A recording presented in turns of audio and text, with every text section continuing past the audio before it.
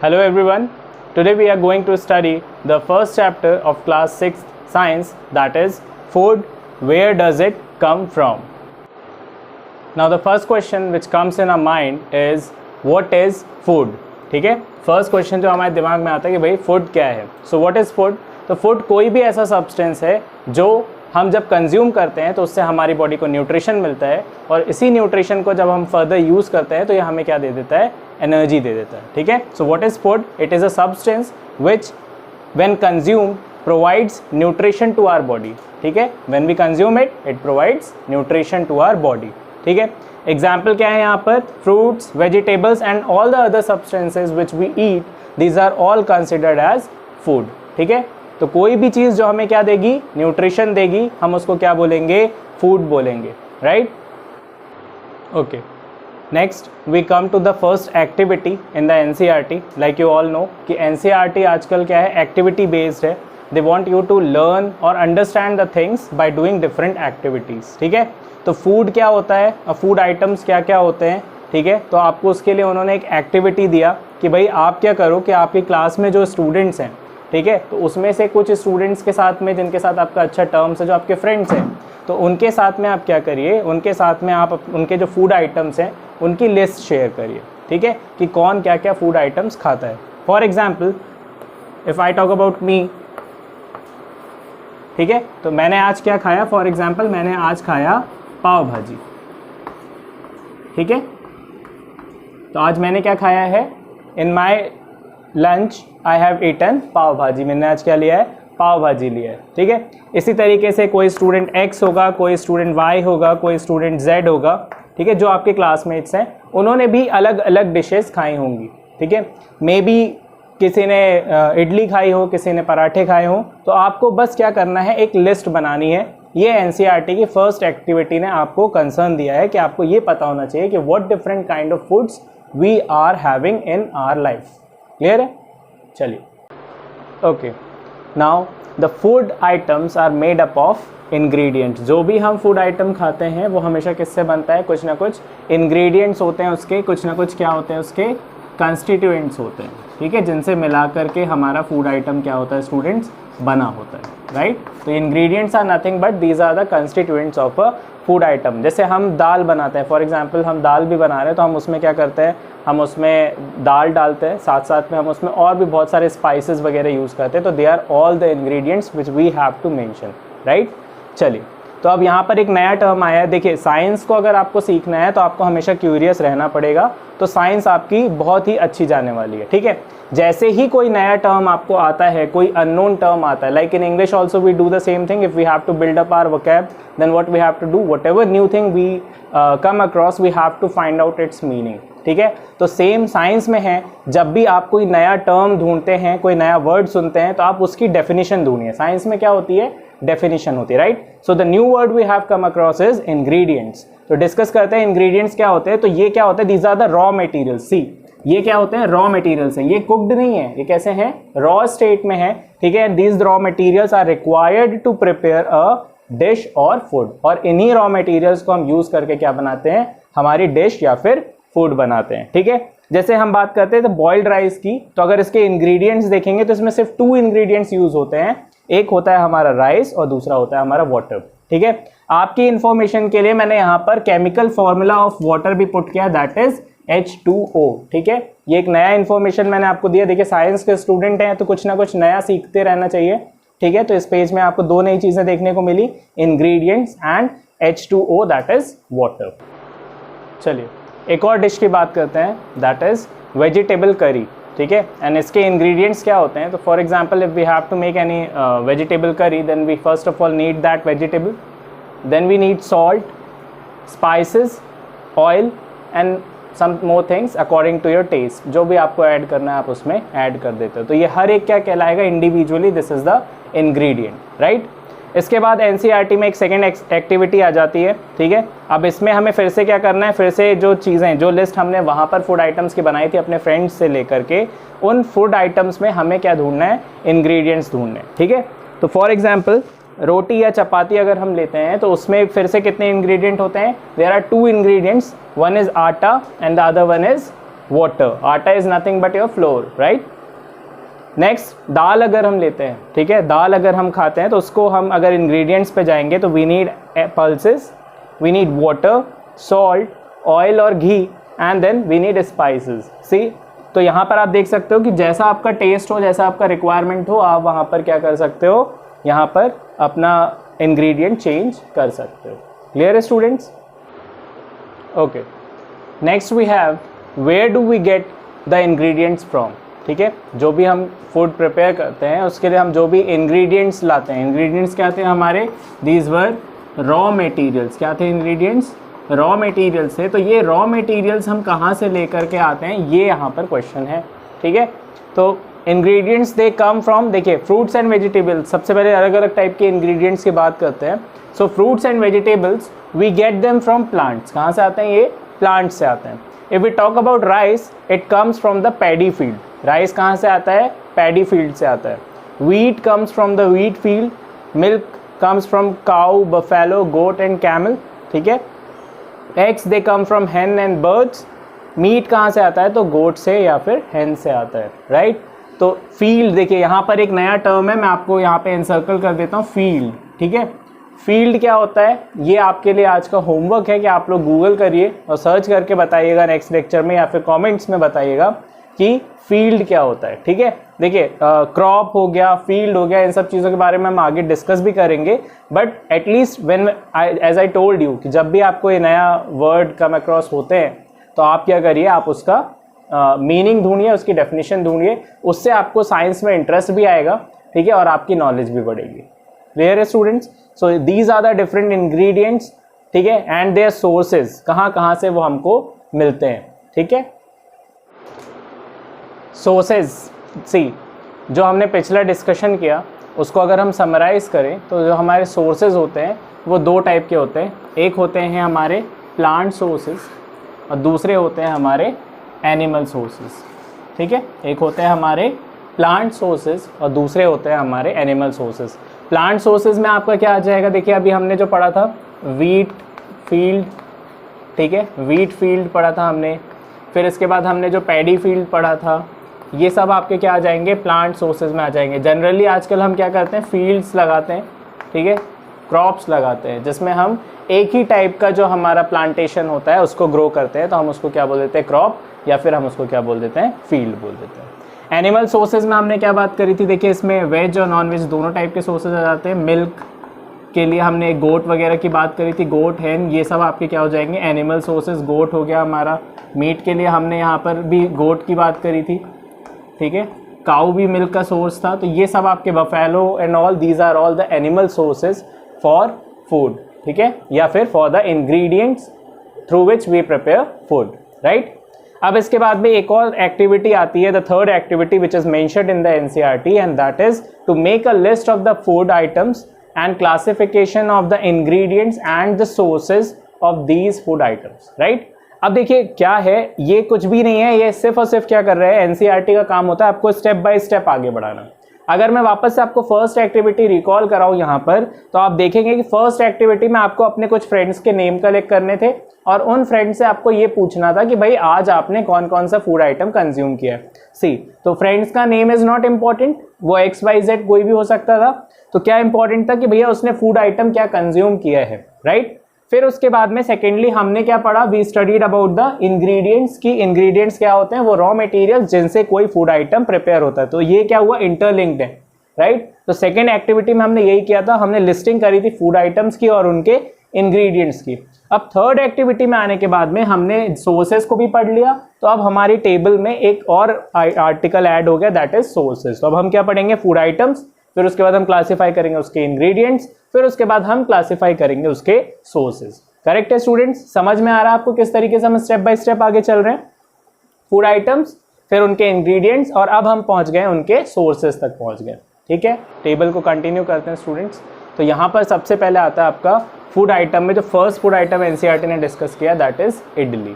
ठीक है, इडली, मुंह में पानी आ ही रहा होगा आप लोगों के। ठीक है, तो अब यहाँ पर ये देखिए, ये तो फाइनल डिश है। देखिए ये टेबल एक्चुअल में हम रिवर्स पढ़ेंगे। ठीक है, रिवर्स पढ़ने से क्या होता है, देखिए सबसे पहले हमने सोर्सेज लिए या इंग्रेडिएंट्स पे आते हैं। ठीक है, बीच से चलेंगे, दोनों तरफ जाएंगे। इंग्रेडिएंट्स पे आते हैं, ठीक है। तो राइस, उड़द दाल, सॉल्ट और वाटर, ये सब जब हमारे पास हुए तो हमने क्या बनाया, क्या प्रिपेयर किया फूड में, हमारा इडली प्रिपेयर किया, राइट है।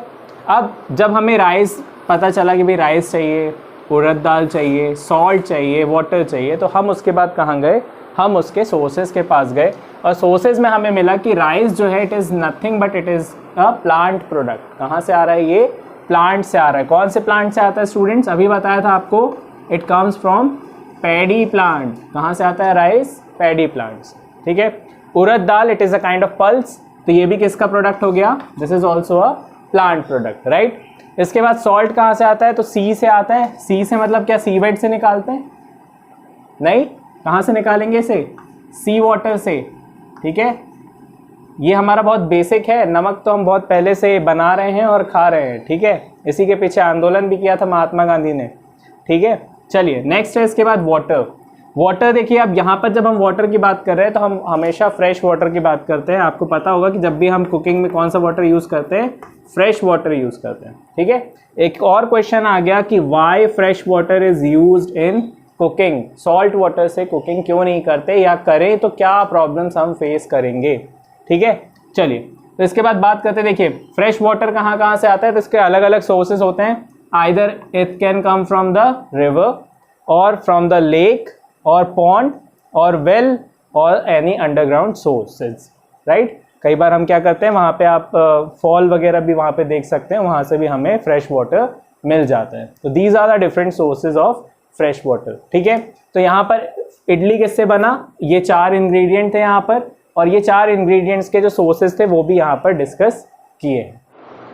Next food item we have is chicken curry. बहुत सारा वेज चल रहा था तो थोड़ा बहुत नॉन वेज भी डाल दिया हमने, ठीक है। So next food item we have is chicken curry, ठीक है। इसके लिए हमें सबसे पहले क्या चाहिए, तो हमें चाहिए चिकन, ठीक है। उसके बाद हमें चाहिए स्पाइसेस, ऑयल और घी एंड वाटर, राइट। अब इनके सोर्सेज की बात करें तो चिकन जो है वो कहाँ से आता है, एनिमल से आता है, ठीक है।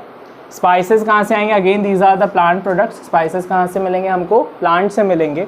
ऑयल और ghee is an animal product, ठीक है। काऊ, बफेलो, गोट, कैमल, इनसे हमें ऑयल मिलेगा, या फिर सॉरी घी जो हमें मिलेगा वो हमें एनिमल से मिलेगा। And the oil will come from, oil कहाँ से आएगा हमारे पास में, तो ऑयल हमारे पास प्लांट सोर्सेज से आता है, ठीक है। ऑयल जो है वो प्लांट सोर्सेज से आता है, right. And water will come from the water sources, river, lake, pond, इन सब से हमें क्या मिल जाएगा, वाटर मिल जाएगा, ठीक है। क्लियर हो रहा है। नेक्स्ट इसके बाद हमारे पास डिश है खीर, ठीक है। खीर अगेन ओके, वेजिटेरियन डिश है, ठीक, स्वीट डिश है। मिल्क, राइस एंड शुगर, 3 चीज़ें चाहिए इसके लिए हमें, ठीक है। तो ये तीनों हमारे क्या हो जाएंगे, इंग्रेडिएंट्स हो जाएंगे।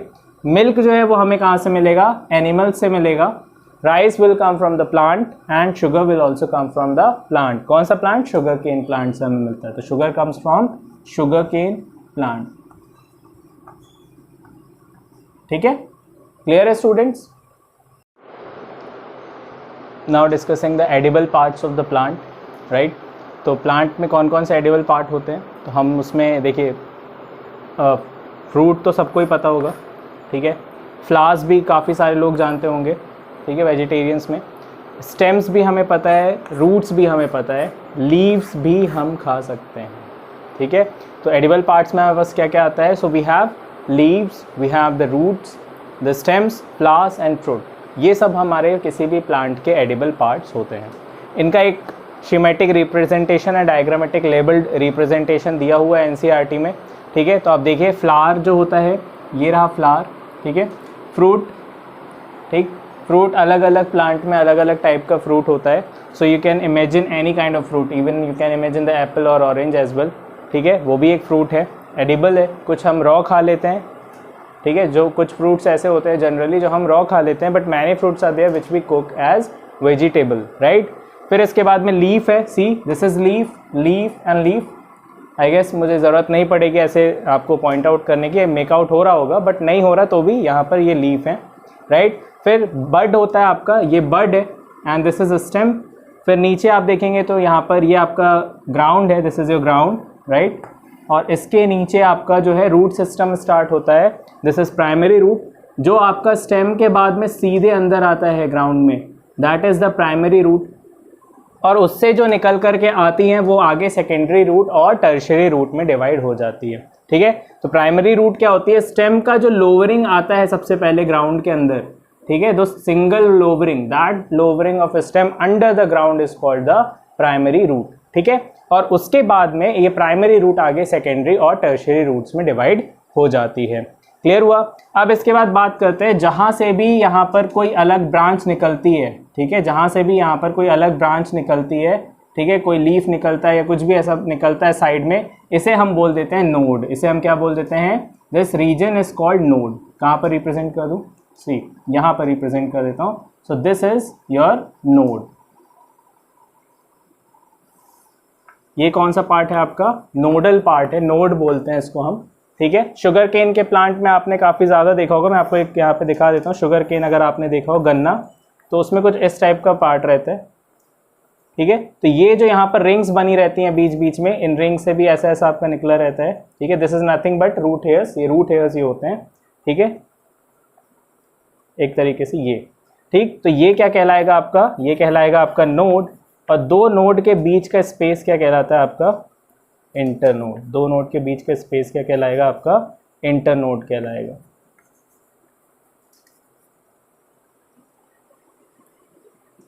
क्लियर है, तो यहां पर ये आपकी क्या हो गई, नोड्स हो गई। ठीक है, और इन दो नोड्स के बीच का जो स्पेस है यहाँ पर, ये जो ये नोड है और ये नोड है, इसके बीच का जो स्पेस है ये आपका क्या कहला जाएगा, this will be your inter